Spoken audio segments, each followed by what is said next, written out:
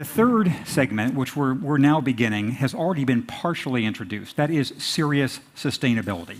This was introduced by Jeffrey Immelt when talking about energy with Eric Schmidt, in a way by Gaoxi Cheng talking about financial stability, also Jared Diamond. The question really boils down to how different institutions can earn their way, can live within their means in the long term. Their means environmentally, their means financially, their means in terms of the social compact, all the other things that go into living within their means and having a sustainable operation.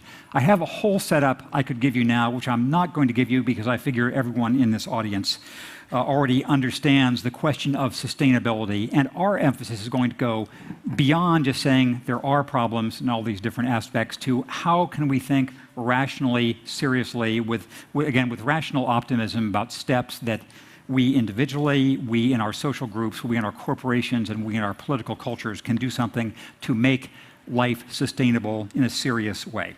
So we're going to examine this through a variety of lenses over the next program segment. Again, we've already talked about financial and energy aspects of serious sustainability.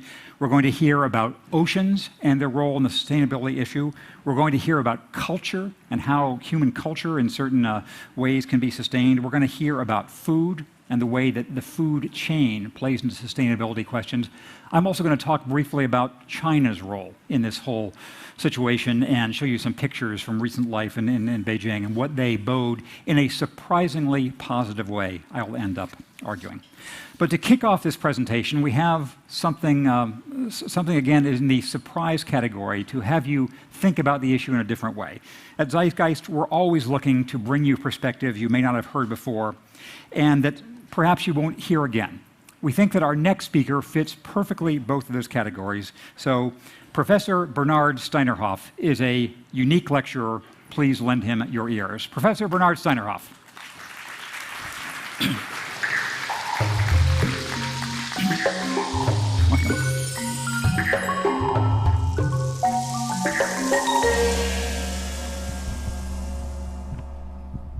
Hello.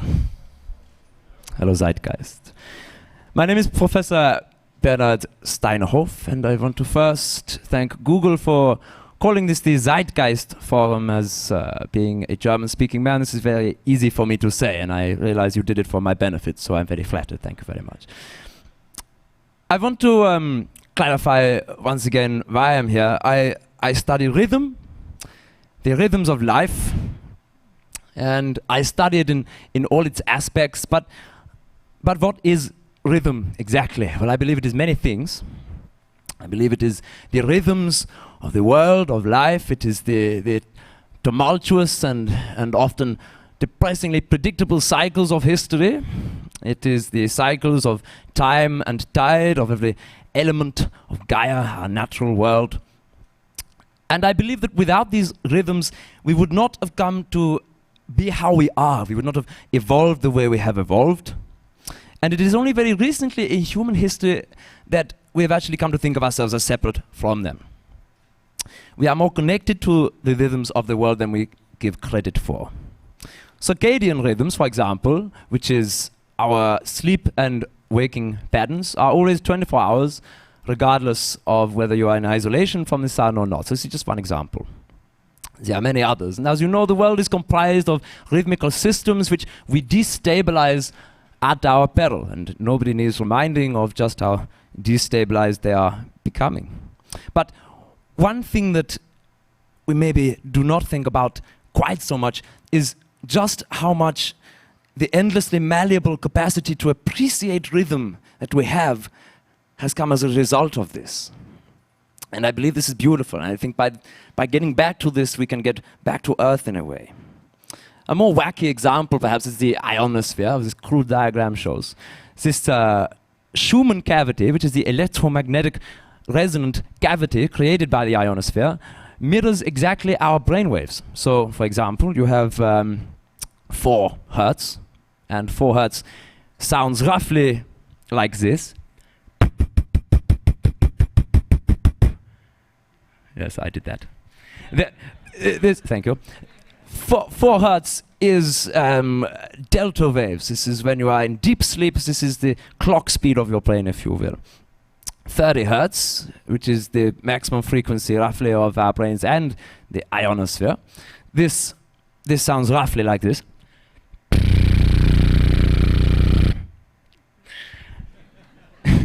This is more of a pitch. We can hear it as a bass tone, and this endless continuum goes all the way up to 200, sounds like this.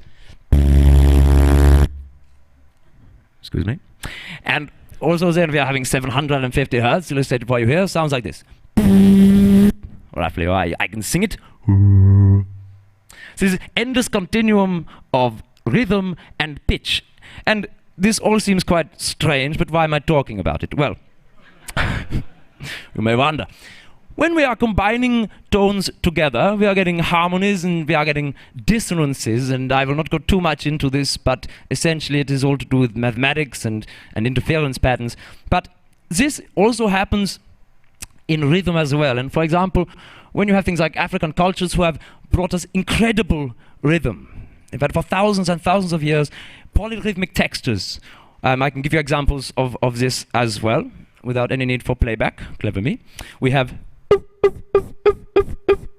is one rhythm, and then and when you put these together into a polyrhythm, it is. Thank you very much. This is important because this, I believe, is the fundamental thing which has driven music, and I'm now going to move away from science and even anthropology and just to talk about rhythm itself. And it is beautiful, it's a beautiful thing, and when African people were brought to America, they brought with them a fabulous gift, which was rhythm, which was quite generous, I think, of them. And we find that such things as jazz, or fusions of the African rhythm and the rhythmic tendency, which is at the very heart of us all. And this fused with experimental music to make such things as jazz, which goes.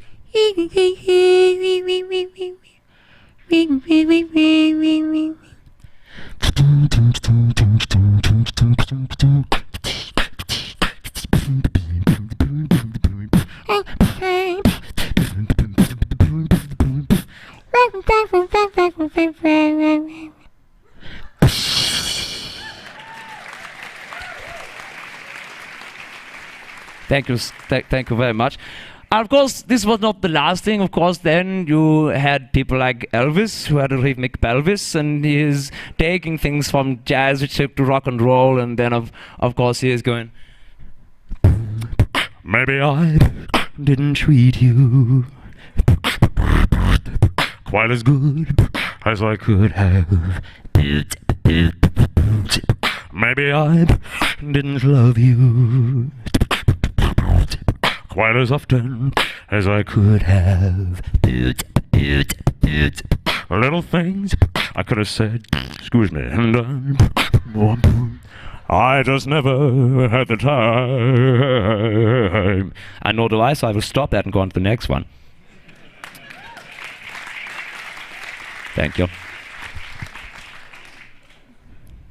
Jimi Hendrix was a fantastic person. I believe he was double super mega awesome. And the reason for this is because he sounds wicked. This is scientific terms. For example, he went.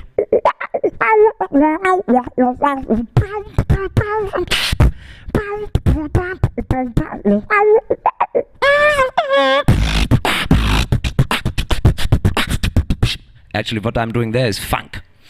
And this funk is something exhibited by Mr. James Brown, who is going, I want to get up and do my thing. Yeah. Actually, that last voice was not James Brown. This was the person in his band. James Brown was going, I want to get up and do my thing. Yeah.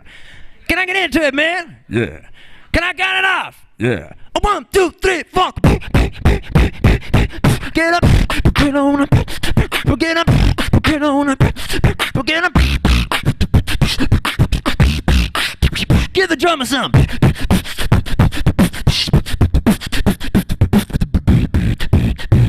Of course, by giving the drummer some, what James Brown is doing is taking the. This is not funny.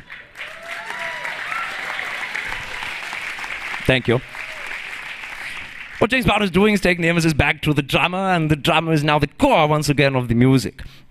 And of course, once funk had been developed and the grooves were extended, they were then sampled and resampled by hip hop, and then you got things like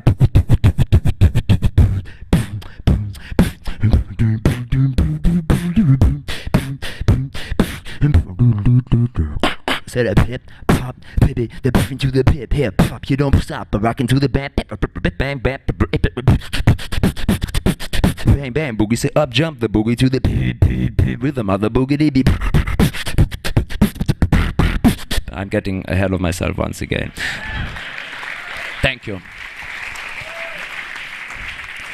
Of course, then we've got people like the, oh, I forgot that's wrong accent, excuse me. Of course, then, of course, it's not funny. Now we have, of course, lasers, yes. But what lasers are is just what music is essentially, which is a way of hypnotizing ourselves into becoming one with the rhythm and harmonizing and resonating with this rhythm which is coming through all of us. And of course, when you see lasers like this, you tend to hear music like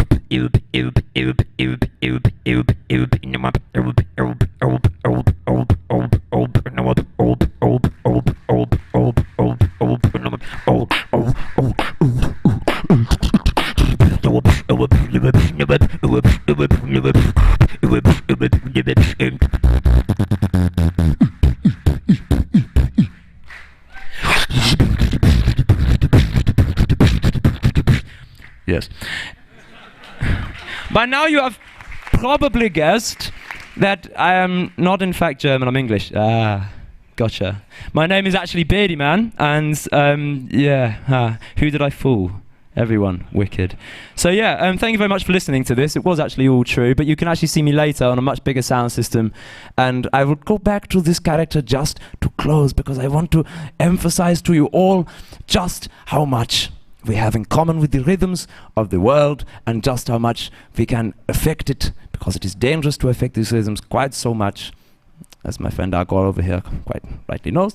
And I will tell you all that I am grateful for you all listening to me, and enjoy this next section on the environment, which is actually a very serious subject. So thank you very much. I'll see you later.